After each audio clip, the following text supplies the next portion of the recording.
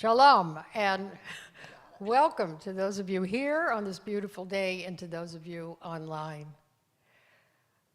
On behalf of the Museum Committee of the Temple Museum of Jewish Art, Religion, and Culture. I'm Margie Moskowitz, for those of you who don't know me. Our Museum Committee Chair, Jimena Valdez Sessler, is traveling at the moment and not able to be here today. This is the fourth in our series of programs of Jewish luminaries that are part of the Andy Warhol silkscreen portfolio. So we're very happy about that. And Andy Warhol, you may know, called them Jewish geniuses. We have called it Andy Warhol's Jewish icons, 10 portraits. And we're very grateful to Joel L. Saltzman and to the family, the Wolf family, in memory of Leslie Wolf, who was the owner of five of the 10 of them, for this extraordinary gift to our museum collection.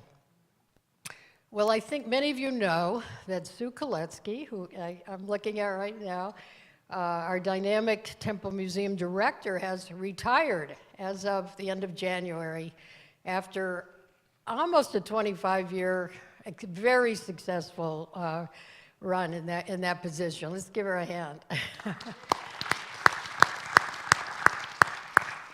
So I'm happy to introduce to you the interim director of the Temple Museum of Jewish Art, Religion, and Culture, Debbie Friedman. Where are you? Please stand.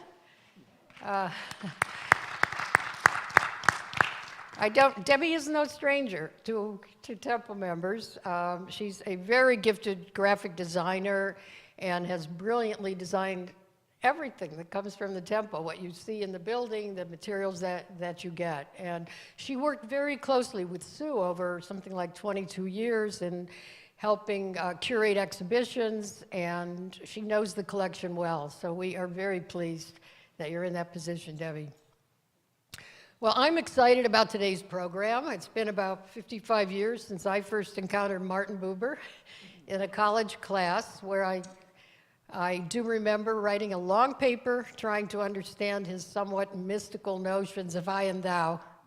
We are so fortunate to have our senior rabbi, Jonathan Cohen, here to enlighten us about Martin Buber's ideas, his contributions, his legacy, both as a theologian and as a Zionist. As a regular at Rabbi Cohen's Sunday morning talks, I think he's given upwards of 90.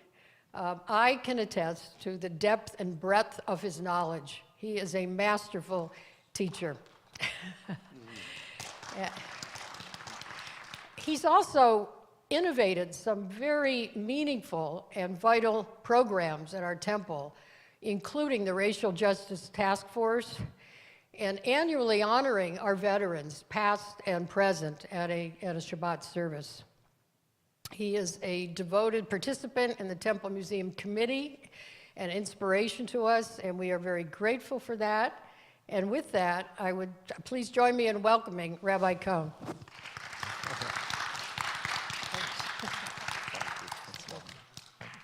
Thank you, Margie. This will be for Q&A after. Yeah, it's really important that you don't ask a question without the mic, because it's frustrating for people online. Thank you.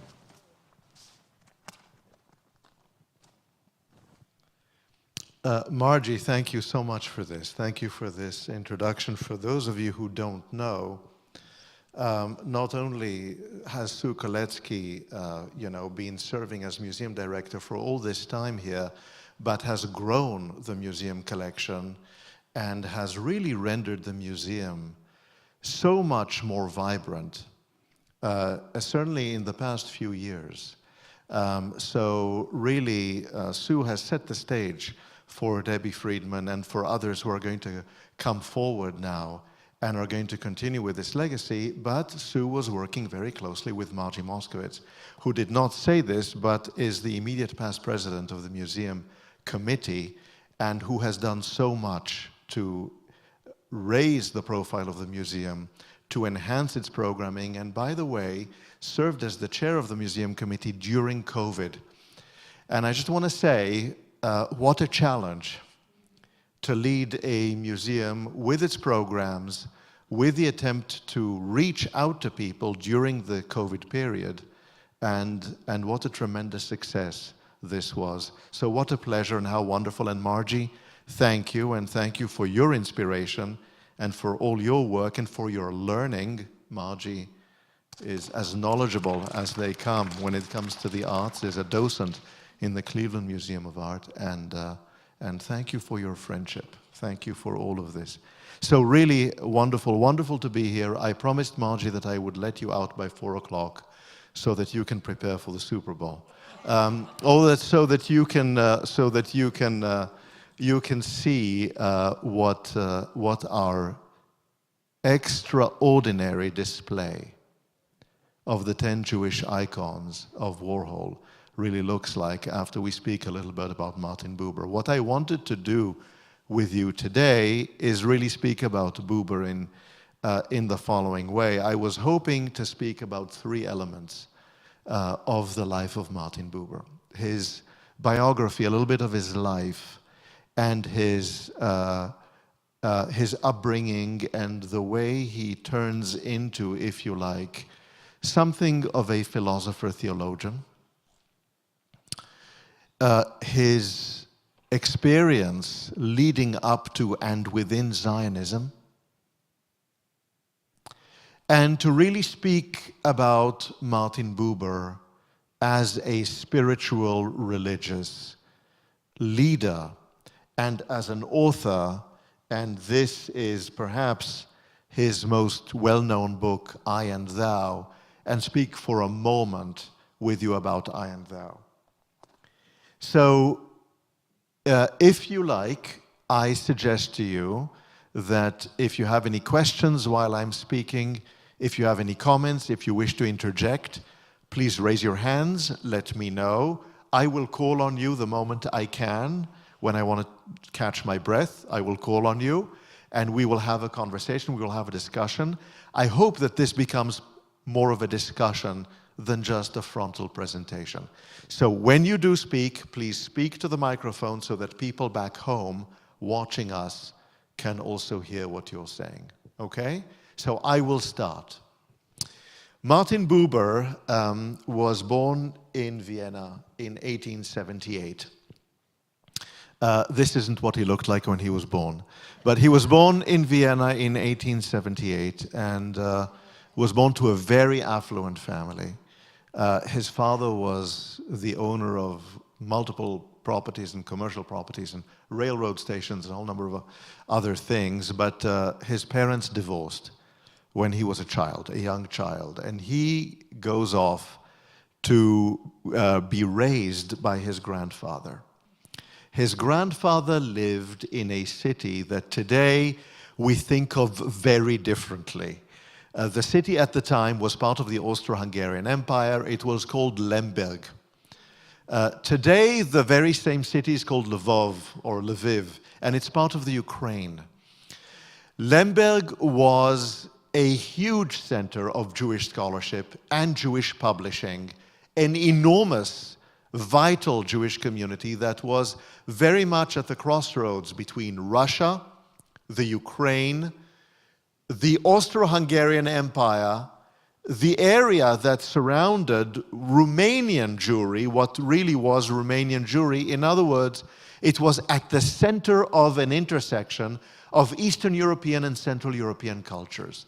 Lemberg, the people of Lemberg themselves spoke German.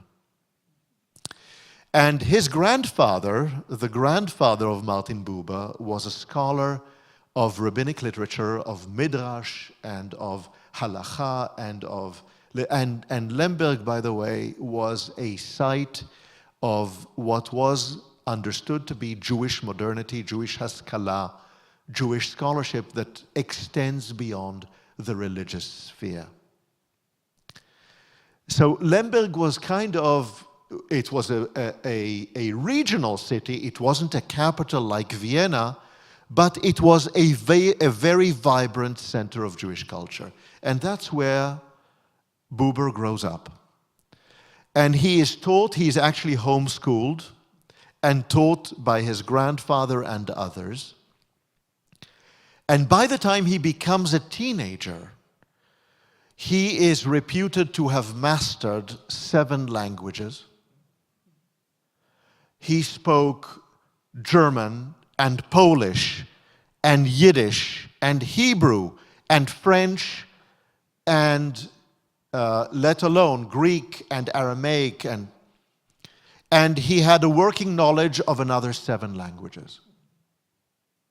So by the time he is a teenager, this is a voracious reader, obviously a very gifted young man. This is a picture of him as a person who's approximately 20, in his early 20s, but he becomes this great intellectual powerhouse already in his teenage years. And it is around that time that he leaves his Orthodox religiosity. He reads, at the age of 14, he reads Immanuel Kant, the philosopher Immanuel Kant, and proceeds from Kant to read other philosophers, including Friedrich Nietzsche, which he reads around the age of 16, 17, and he decides to leave the Hasidic, Orthodox, very traditional kind of culture that he came from. He decides to leave that and to abandon it. He finds that this kind of religiosity is stultifying, it is limiting, and he leaves it, he casts it aside, and he announces it, he speaks about it, and he decides to become much more secular, but remains a deeply spiritual, deeply committed Jew.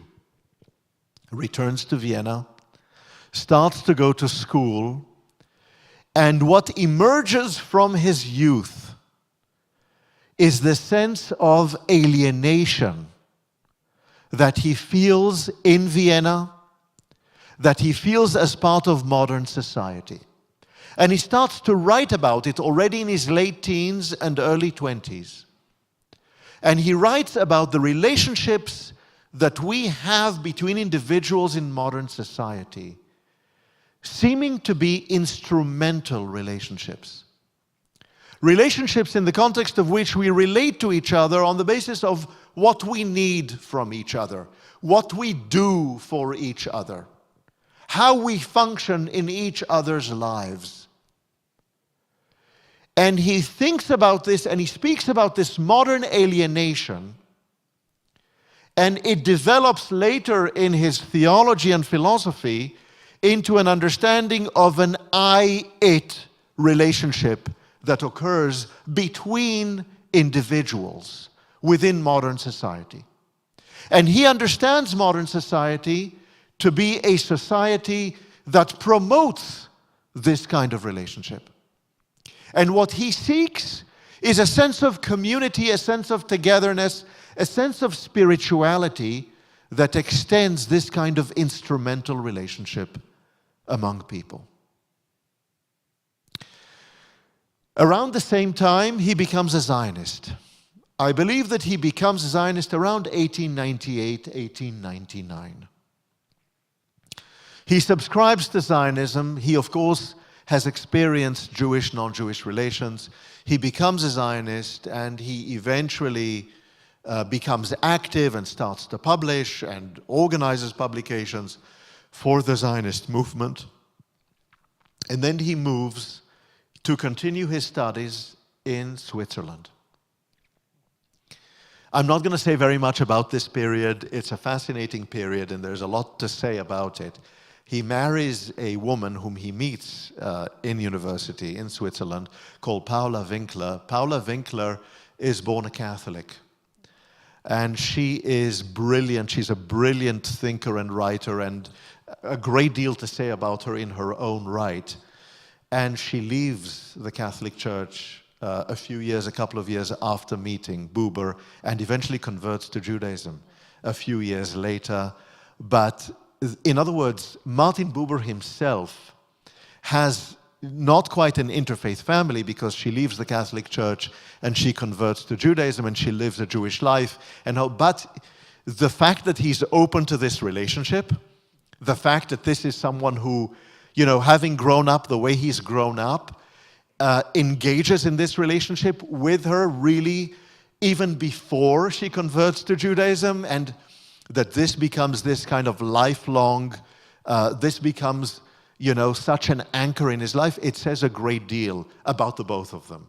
And I'm not going to say very much about her for lack of time, but I do want to mention that this is part of the genius of what happens here in Switzerland during his school years. And he writes, and he becomes increasingly interested in philosophy, and he continues to produce. And that's where, in the late first decade of the 20th century and into the early teens of the 20th century, his Zionism subsides a little bit, and he becomes much more interested in philosophy. And this is really the focus of his work, and this is where things move forward.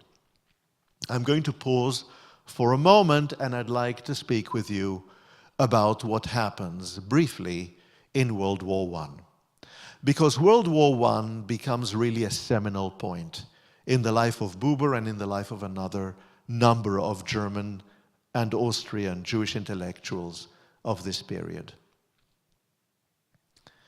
By this time, Buber is already moving in between, Switzerland and Germany and Austria, during this period leading up to World War I. As you know, World War I starts in 1914 with the assassination of, Ferdinand, and it starts in 1914. We don't quite recognize we don't always think about World War I as such a seminal moment, as such an important moment. But I want to spend a moment talking about this because it is really extremely important, and especially to the life of Martin Buber. World War I starts, I don't know if you can see this, and the Axis powers, which include Austria-Hungary and Germany, and eventually and of course the Ottoman Empire, here in the yellow, are fighting allies, the Allied forces, that include Russia and that include the Western powers that are especially led by Italy, France, and Britain. And they are fighting them on two fronts. Now, Germany is a large country, and Austria is not quite so large, but Germany is a very large country, industrialized, militarized country, and perhaps the single most powerful industrial military in 1914, 1915. It's important for us to understand what is happening during this war, because Germany is fighting on two fronts. One of the leaders of its army is a man by the name of Paul von Hindenburg, who becomes the president of Germany during the Weimar Republic and eventually during the time of the election of Adolf Hitler, and eventually is the person who reluctantly appoints Adolf Hitler Chancellor of Germany in 1933, in April of 1933. But before we go into that, I want for us to understand the scale of what is going on during World War I and to talk for a moment about this. By the end of World War I, there are more than 1,750,000 war dead for the German soldiers. The percentage of young people who are killed in the war is higher among the French. But we're not talking about France right now, and the number of casualties on the Russian side is absolutely enormous. It is staggering. And I'm not going to talk about that either. But there are more than 4 million wounded, over 1 million prisoners. In other words, out of an army of 13 million people, 13 million soldiers. I don't know if you can, these numbers are inconceivable. I mean, we cannot even fathom these numbers. more than 50% of these soldiers in the German army are casualties. They're either prisoners or wounded or killed, or right? It's difficult for us to conceive of this unless we really pause for a moment and think about this. What this means is that the German fighting units and the British lose 1 million. I mean, I'm not talking about all the other casualties in the other countries. Similar numbers in France. 1 million English, British soldiers die in World War I. More than 2 million Russians. I mean, the numbers are absolutely staggering, just in terms of the people who are killed in World War I. These units of the German army are basically going into the war like fodder and are being killed in this trench warfare, in this horror of the First World War, both on the Eastern Front and on the Western Front. In the midst of the war, the Germans are not making progress. They don't understand what is going on and why these things are happening. In the midst of the war, we have this general, Adolf von Hohenborn, and this general becomes defense minister of Germany. For a short amount of time, really weeks to months, he's defense minister at the end of 1915. And the Germans are asking themselves, what is happening? Why are we not doing better in this war? This is the war that introduces the tank. This is the war that introduces airplanes as war machines. This is a war that introduces chemical warfare. This is, I mean, the horrors of this war are, I'm not going to talk about this in detail, I just want to mention this.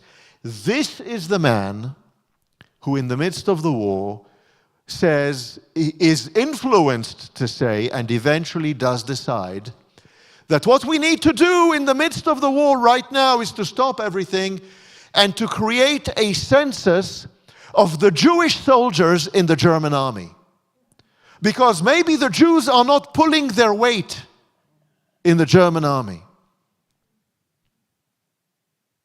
In late 1915. He doesn't serve as defense minister long enough to actually make this happen, but he's the one who makes the decision. By the way, one of the interesting moments in history, the really interesting accidents or coincidences of history, or incidences of history, I don't know. He is removed from the defense ministry. He has a number of other military positions. Before the end of the war in 1917, he's sent to Palestine to command the Turkish troops of the Ottoman Empire in Palestine and to organize the defense of Palestine against the British and General Allenby, who by that time is moving forward, and General Allenby, on behalf of the British Empire, General Allenby commands the British troop who conquer Palestine from the Ottoman Empire. But this is the man who is sent to command the Turkish troops who stand in the way of Allenby. Imagine what might have been. In any event, the Jews of Germany number between 500,000 and 600,000 in World War I. Approximately 100,000 of them serve during the war. 70,000 of them in combat positions, and 12,000 of them are killed. This general, defense minister, decides on what is called the Judenzählung or the Judenstatistik, in other words, the counting of the Jews, the Jewish census in the German military. They engage in a Jewish census in the Jewish military in 1916, and they never publish the results because they don't find anything. The Jews are drafted in the same numbers, in the same proportions as others. They're getting wounded and killed in the same proportions. But the fact that they don't publish the results means that there's a question that arises with regard to Jewish participation in World War I. Buber is already an adult by the time this happens. There are a number of younger people, Akiba Ernst Simon, a number of other great intellectuals, philosophers, leaders in Germany at the time who live through this moment. But we know that Martin Buber and the tendencies of Martin Buber are influenced by World War I and by this event. Right?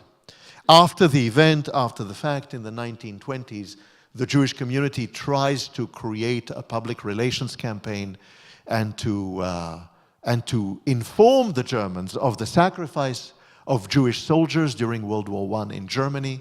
By the way, my great-great-grandfather fought in the Emperor's army in World War I, in the German army in World War I. This is, for us, I had another grandfather who fought in the Austro-Hungarian army during World War I. This is not, for us, this is part of our family law, but this remains. And I mentioned this because Martin Buber, during this time, he had already started, but he decisively turns away from what is ethnic nationalism.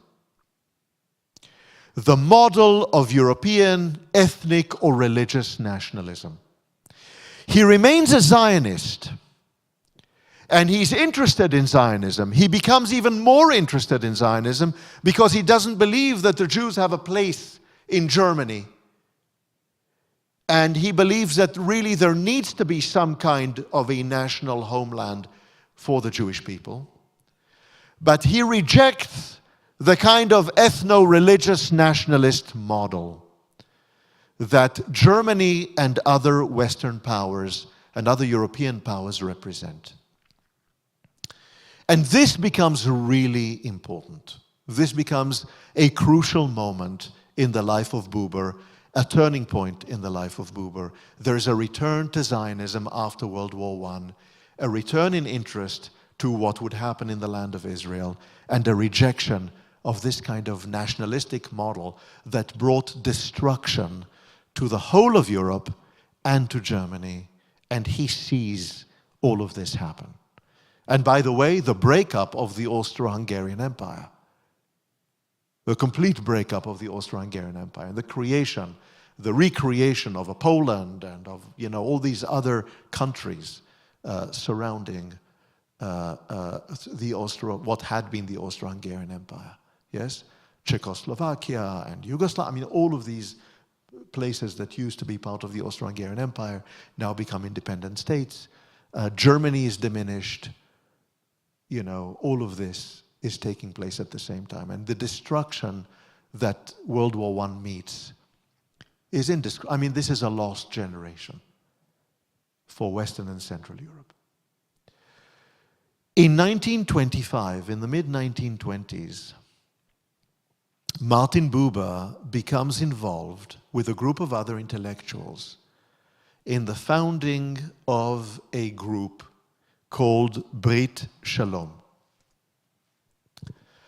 Brit Shalom is a coalition of intellectuals who want to form a political party, a political movement that is a Zionist movement, a political movement that would fight for the Zionist ideal, but in a way that is different from what happens in other Zionist movements in Palestine at the same time. Brit Shalom includes, at the time, leading intellectuals from all over the world in the 1920s and 30s. Herbert Samuel, the first Commissioner General of Palestine on behalf of the British. Norman Bentwich, the British politician and activist. Moshe Smilansky, Israeli author. Hugo Bergman, the philosopher. Ernst Simon, the educator and theologian.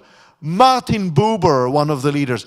Henrietta Sold, The founder of Hadassah from Baltimore is one of the leaders. I mean, the people involved are, right, just an extraordinary collection of intellectuals. They form Brit Shalom.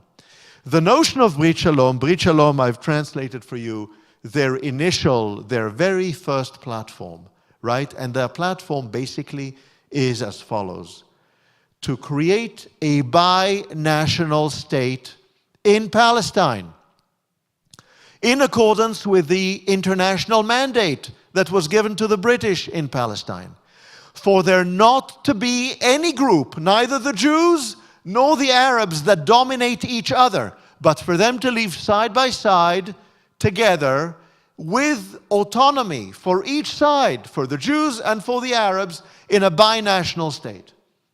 They want to study the problems that arise in this coexistence under the international mandate. They want to promote the international mandate. They want to get the cultures to know each other and to befriend each other, right? And they want to create a spirit of peace and collaboration among both the Arabs and the Jews in Palestine before it's too late. 1925, they say, if we continue along this path, we continue along the path of war.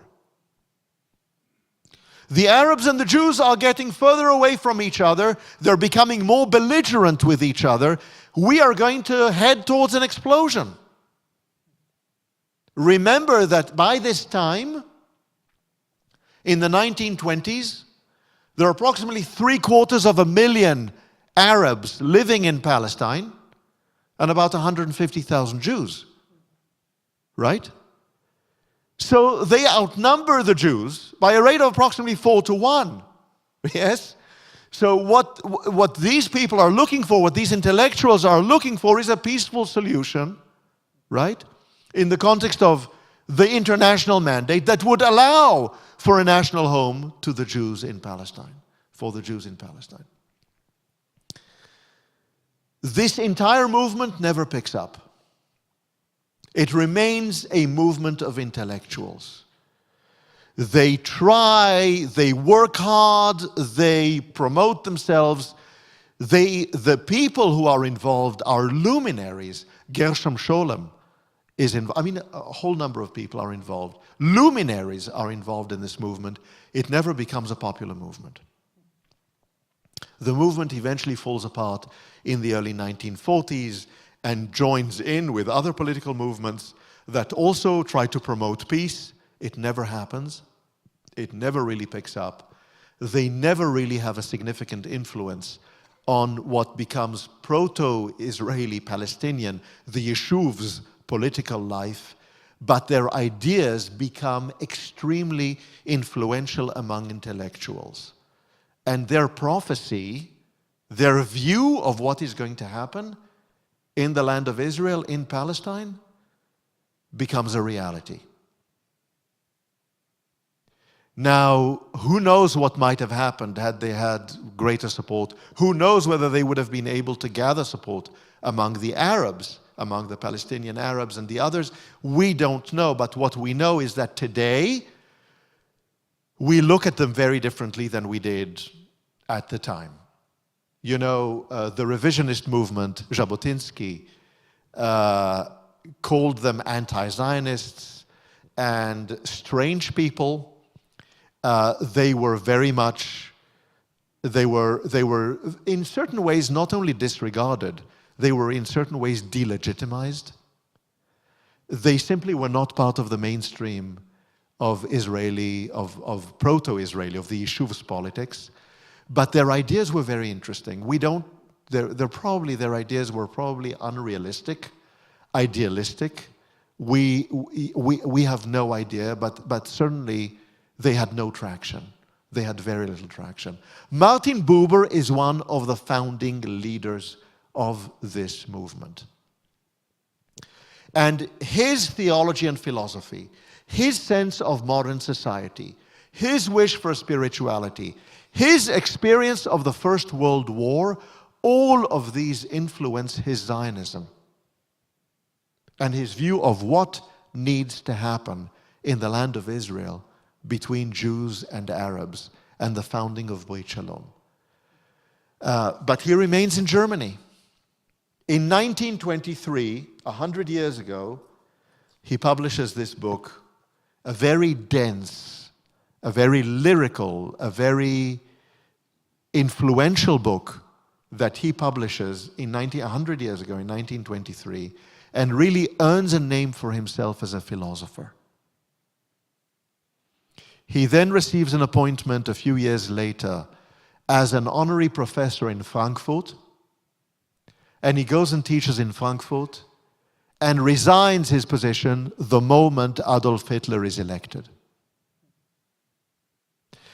In 1933, after he resigns from Frankfurt, he is one of the founders of the Jewish Education Bureau in Germany, which is the organization that caters to adults who are now banned from universities, from concert halls, from the opera, from museums, from other lectures. They develop their own Jewish education network, and he's one of the founders of it, and we know that it becomes extremely important for the survival of Jewish life in Germany throughout the 1930s, really until the Holocaust gathers pace.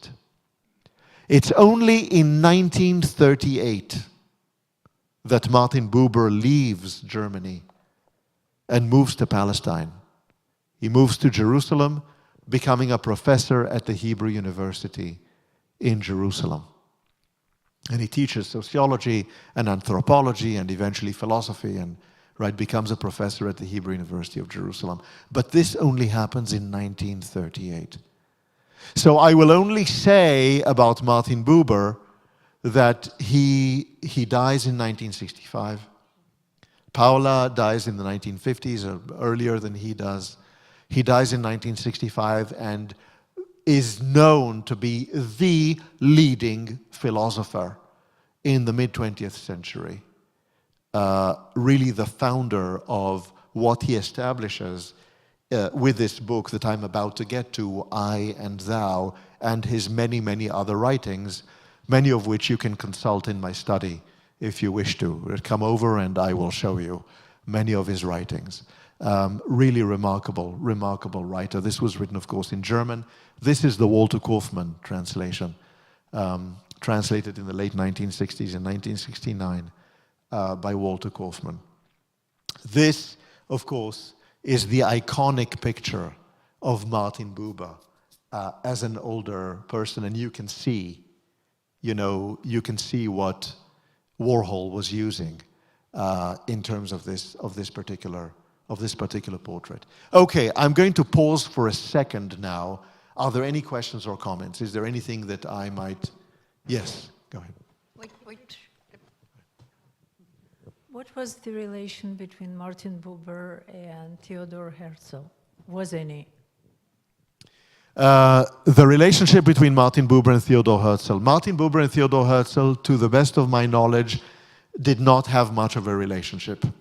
Herzl dies in the very early 1900s, died in 1903, I believe. In the very early 1900s. Buber is a student at the time. He's already in Switzerland. But he understands himself. You're asking a great question, Etty. He understands himself. And others understand him and themselves to be followers of the path of Herzl in Brit Shalom. Herzl talks about coexistence with the Arabs in Palestine.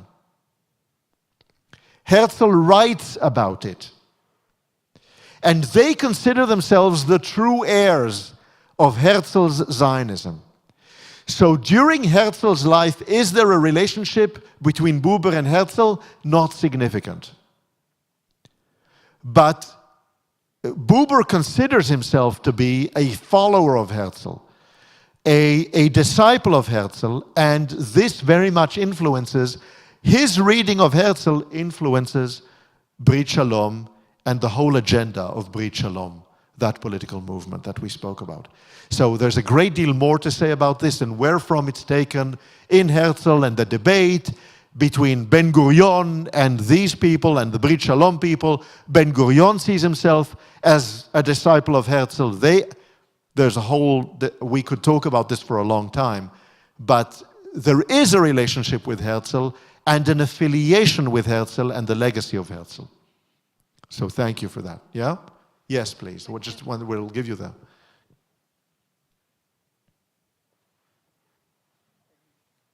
Just a very quick question. How did Buber avoid the draft? Was he already in Switzerland? Yeah, he was, well, no, he was not in Switzerland. Thank you. So, well, you see, journalists ask the right questions. Writers, the people who, historians, writers, journalists ask the right questions.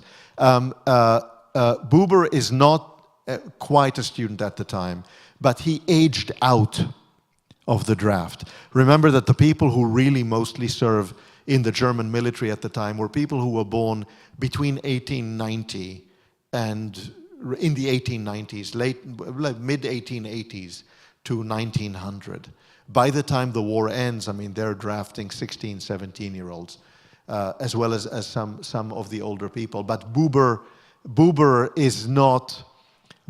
is, in a certain way, if you like, drafted, but he's not really part of World War I. He's aged out of World War I.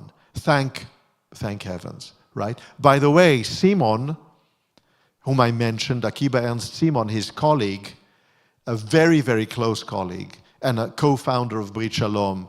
By the way, Judah Leib Magnus, do you know the name Judah Magnus?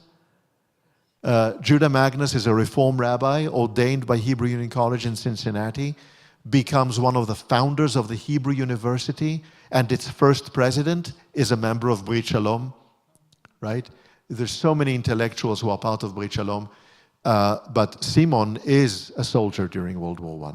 So a number of these colleagues speak to each other, are in very close contact, and it's tremendously influential. It's a really influential moment. Yes, any other questions?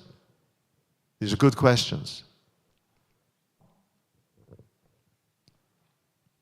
No? Going once?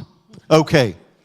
All right, okay, so this is really in a nutshell the story of Martin Buber. And Martin Buber in 1923 produces this book called I and Thou, that's of course produced in German. And this becomes the core of his spirituality. Martin Buber always remains an observant Jew in certain ways. By the way, one of the interesting things about him, he was a vegetarian. He would not eat meat. He refused to. This was ideological. He was a vegetarian. He's a very, very interesting figure, but he believes that Jewish religiosity, with its focus on the rituals and the laws and the rules and all that it is a straitjacket. He doesn't want this kind of spirituality. In certain ways, he shares a great deal with the Reform movement, but he's not a Reform Jew. He does not affiliate with the Reform movement, and he develops a new kind of philosophy. And the philosophy that he forms is a philosophy that is very much anchored in a movement, a philosophical movement of the early 1900s, the teen and 20s of the 20th century, that is more relational and that comes to counter modernity. And in this philosophy, instead of relating to each other as I, it, we need to strive to relate to each other without fully knowing each other as I, you, I, thou, in a way that allows us to be spiritually impacted by each other. So there's a great deal here It's quite complicated. Let me read to you a couple of the simpler passages that occur especially at the beginning of the book, so that you have a sense of what it is that I'm talking about, right? And by the way, this isn't just about human beings. This is about absolutely everything. It's about the way we are in the world. And just, you're going to get an impression of this. You're going to see what this is about. He writes here, and this is the Kaufman, the Walter Kaufman translation. I contemplate a tree. I can accept it as a picture, a rigid pillar in a flood of light, or splashes of green traversed by the gentleness of the blue silver ground. I want you to think about Warhol and about art. I can feel it as movement, the flowing veins around the sturdy, striving core, the sucking of the roots, the breathing of the leaves, the infinite commerce with earth and air, and the growing itself in its darkness. I can assign it to a species and observe it as an instance, with an eye to its construction and its way of life. I can overcome its uniqueness and form so rigorously that I recognize it only as an expression of the law. Those laws according to which a constant opposition of forces is continually adjusted, or those laws according to which the elements mix and separate. I can dissolve it into a number, into a pure relation between numbers, and eternalize it. I can dissolve it into, effectively, mathematics. Throughout all of this, the tree remains my object and has its place and its time span, its kind and condition. But it can also happen, if will and grace are joined, that as I contemplate the tree, I am drawn into a relation. And the tree ceases to be an it. The power of exclusiveness has seized me. This does not require me to forego any of the modes of contemplation. There is nothing that I must not see in order to see, and there is no knowledge I must forget. Rather is everything, picture and movement, species and instance, law and number included and inseparably fused. Whatever belongs to the tree is included. Its form and its mechanics, its colors and its chemistry, its conversation with the elements and its conversation with the stars.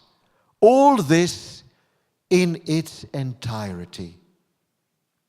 The tree is no impression, no play in my imagination, no aspect of a mood.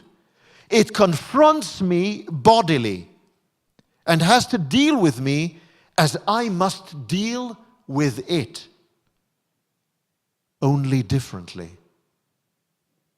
One should not try to dilute the meaning of the relation. Relation is reciprocity. Does the tree have consciousness similar to my own? I have no experience of that. But thinking that you have brought this off in your own case, must you again divide the indivisible? What I encounter is neither the soul of a tree nor a dryad, but the tree itself.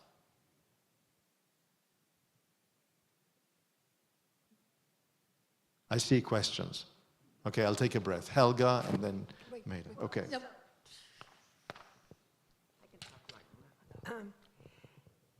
This is very deep, but so he believes in relationships other than equals or people of the same species? He talks about relationships with other species, With everything. with everything. With everything in the world. Everything in the world has a spiritual impact on me. I can look at the tree and I can be so impressed and so focused on the tree in all of its aspects that the tree has a spiritual effect on me in reality.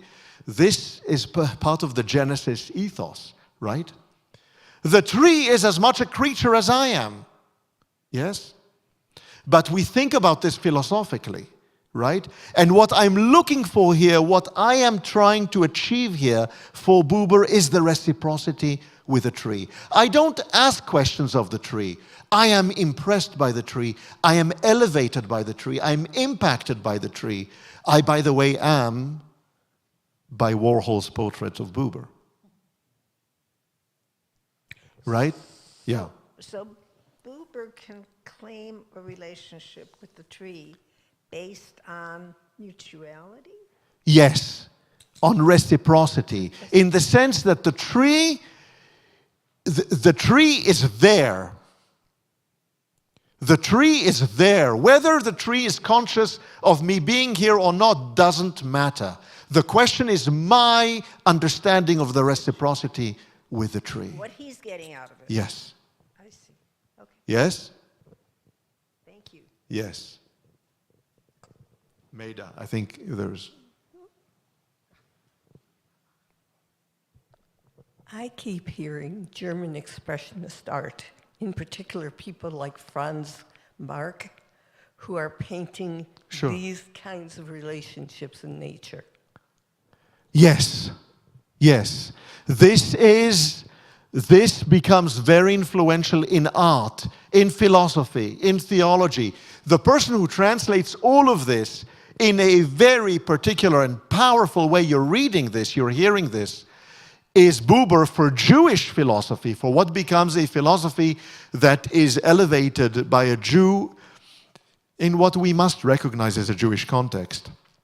Buber is tremendously influential beyond Jewish circles as a philosopher in the mid-20th century, right? But absolutely, Franz Marc, the Blue Rider, I mean, all of these artists are grappling with the same kind of approaches and responses to modernity, where at the same time as others move towards cubism, move towards adopting modernity and taking these kinds of movements, adopting movements that break up the form, that move us to a more conceptual understanding of art, to a more conceptual experience of art. All of this happens at the same time. Except people like Franz Marc died in 1914, before this book was written. Long before the book was written, but when these ideas were already in circulation. Exactly. Right? Yes? Yeah? Great. Wonderful. Thank you, Maida. Yes. Anyone else? Any other questions here? I'm running out of time. Go ahead. Yes, please. Thank you. Could you clarify for me, in my ignorance, when the world was created, I thought it was said that God placed man above dominion over all things. Buber, how would Buber interpret that in the I-thou relationship? That's a great question that I wish I had more than 90 seconds to respond to. It's a wonderful question. I will try to respond. Very difficult for me to respond to this briefly. Thank you. What a great question. At its best, humanity has a responsibility to engage in a spiritually elevated and elevating reciprocal relationship, not only with each other, not only within itself, but with the created world. In other words, the special nature of humanity is not some kind of dominion in the context of which one goes around and destroys. but is a capacity for the kind of I-thou relationship with the world that humanity ought to embrace and to engage in. And this defines humanity at its best. Right? Yeah? But standing on one foot, right? Very, very briefly. Okay, it's almost 4 o'clock. I'm out of time. May I read to you one more snippet? Do you mind?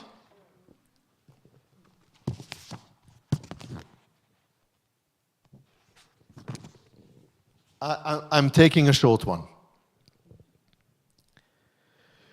What then does one experience of the you? What then does the I experience of the you? Because there isn't a you, there is an I you. There is my experience of you. What then does one experience of the you? Nothing at all. For one does not experience it. What then does one know of the you? Only everything. For one no longer knows particulars.